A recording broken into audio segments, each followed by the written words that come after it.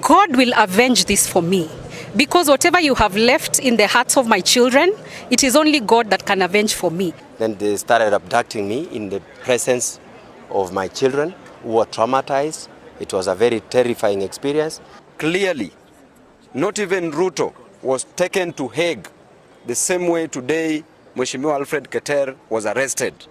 This is what we call dictatorial leadership.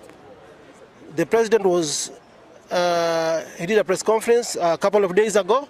He promised Kenyans that there shall be no more abductions. At a very personal level, because we were together in the car when this incident happened. Thank you so much. Yes, so my name is Joanne, and I can say I'm still traumatized up to this time because we were from church. As is usual, every Sunday we normally go to church, and we had plans for the day. And while we were leaving church, a car just came in front of us and blocked us, and we were all traumatized because things happened so fast. So the thing I just want to say, because the people who came to arrest him, or rather abduct him, were men. You people are fathers. God will avenge this for me. Because whatever you have left in the hearts of my children, it is only God that can avenge for me. Wherever they are still calling and asking, where is dad? You know, and I was not even sure whether I'm going home with their dad today. So may God punish this for me. That is all I'll say. Thank you. Thank you so much, members of the press and the leaders, His Excellency Mike Mbuvi Sonko, the former governor of Nairobi, together with the member of parliament Embakasi, Babu Owino, and the president of LSK, and all the other people who have come today. I want to thank you because we had a very, very bad experience this morning. It happened immediately after church service.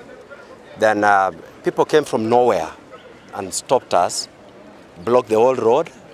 Then they started abducting me in the presence of my children who were traumatized.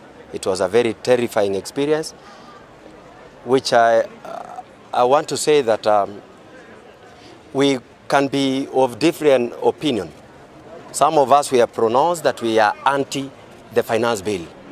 And we've been saying reject the finance bill. And that is the position.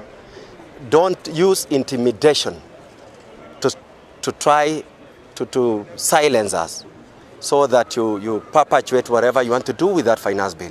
And I'm wondering, one question that I must ask, why is it that this finance bill is so important that we've lost so many lives, you're abducting so many people, you are still punishing all of us because you just want to pass this finance bill? It is so unfortunate that it is happening in this century. All we are saying is that we have said reject the finance bill because of the issues that are in that finance bill. And Kenyans are not supporting it. I don't know how long it will take for the leadership to understand that you cannot force us to have punitive taxation measures when Kenyans are living in abject poverty because of the cost of living, which has skyrocketed to high levels. You spoke about mama mbogas, you spoke about border borders, you spoke about Juakali sector, but you have forgotten it, and now you are focused on punishing more the less fortunate in the society. You cannot intimidate us into silence. And I want to say I'm coming out strong. We will follow what whatever measures they want us to say. We were coming back tomorrow, or we come even the day after tomorrow. But one thing that I want to promise you, we will never be intimidated to silence. We will continue fighting for the rights and the citizens of this republic, because we believe unless we speak about these issues, many people will not speak about it. You can see we have a parliament where they've already compromised most of the members of parliament. They are taking money instead of making decisions based on what the common mwananchi wants. They do it to reflect the positions and the opinions of their bosses. But we want to say that we must continue with this struggle to ensure that no punitive taxes are imposed upon the common mwananchi. I want to just state that I'm so disappointed on how Ruto is handling this nation. He has a fiduciary duty a trust duty, an agency relationship with Kenyans to ensure that it delivers to Kenyans. But is ensuring that is frustrating the same Kenyans that he promised that he shall deliver them. The way Mheshimiwa Alfred Keter was arrested today, clearly, not even Ruto was taken to Hague the same way today Mheshimiwa Alfred Keter was arrested. Ruto was charged with crimes against humanity that comprises rape, comprises murder, comprises forceful evictions. But he wasn't taken to Hague the same way Keter was arrested today, traumatizing children, children crying in the car, and the same police officers who are suffering the same fate as Kenyans. It is so shameful, and shame on you, Ruto. Shame on you once again. You did say and you did promise that you are going to arrest those who went to Parliament. I want to ask you a question. That between the lives that were lost and the part of Parliament that was burnt, which one is more important and urgent? Are those lives not more important than the building that you are claiming to protect, where the Parliament and parliamentarians were making retrogressive laws that were not in the interest of Kenyan citizens? And therefore, if you want to charge anybody, you will have to charge all Kenyans. And your time is coming. Thank you.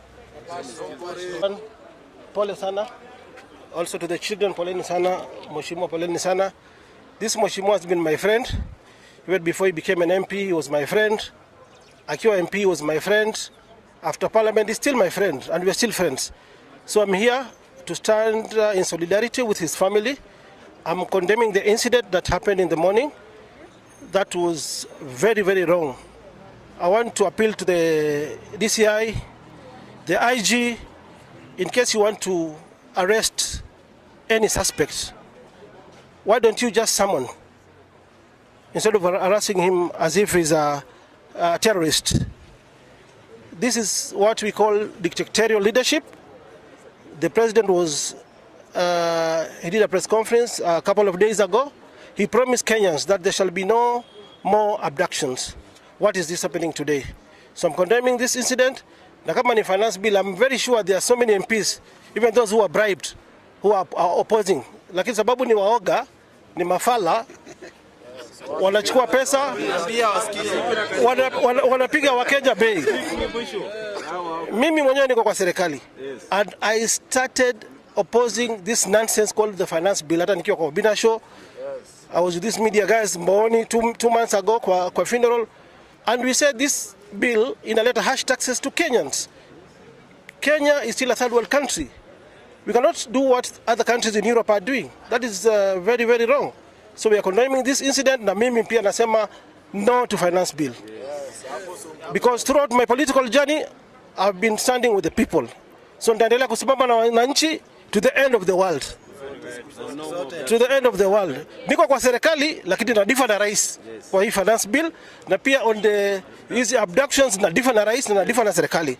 Kwa hivyo maapila again, once again, Kome, Mohamed Amin, wacha sababu watu huu ni ex-MP ama sisi ni waheshimiwa. Even to the other activists, hata wale mawakili, hata wale majenzi wanakuwa abducted ovyo ovyo. I'm against that. Yes. Yeah, those are the dark days. We want to reintroduce the dark days again here. Mambo ya the late President Moi. The dark days are over. Yes. Yeah. To enjoy matunda ya the constitution ilikuwa promulgated 2010. Yes. So this is very wrong. Let's hope going forward we're not going to see this occurrences again. Hatutaona mtu mwingine akiwa abducted tena going forward.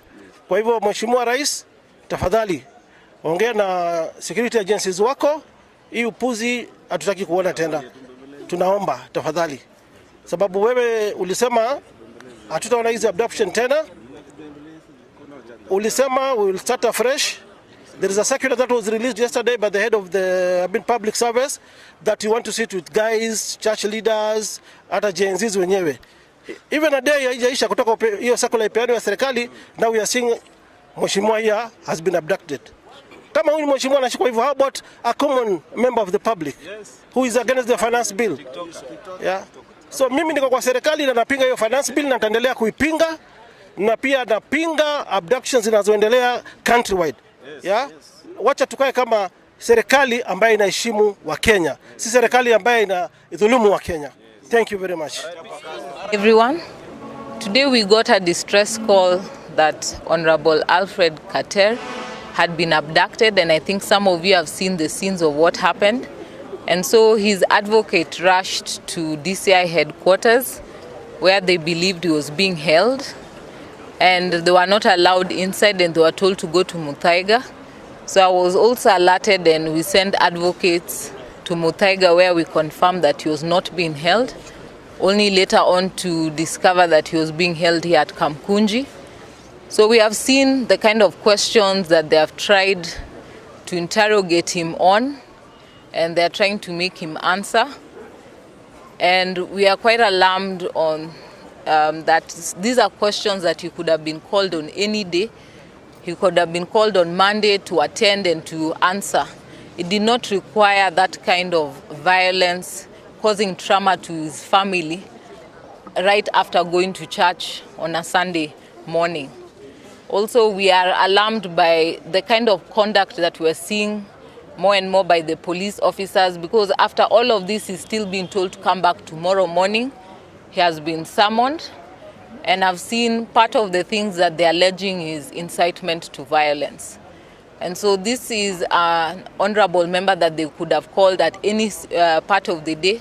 And if they are still telling him to go back tomorrow and they have not released even his phone, so we are wondering what is the motive that they have. Or is it a story that they are trying to create and fix particular people within that story? So we'll continue to fight for justice, and we'll continue to support. And even as this horrifying ordeal has started, we will work with the honorable member, because we know that today it's him, tomorrow it can be any one of us. So we ask that we all be vigilant and that we avoid misreporting or information that people can believe that someone is safe, only to be discovered later on that he's dead and has been thrown somewhere. So we ask media, be vigilant, let us be able to capture these stories. We cannot allow our country to go back to the days of abductions. We cannot allow, because of the history that we have had over time, to see more days coming back in this country. We enjoy a Bill of Rights in this constitution that is one of the most progressive. Let us defend jealously those Bill of Rights, and we urge that the judiciary to uphold those Bill of Rights, because only them can they pronounce themselves to ensure that the executive know their limits. Thank you.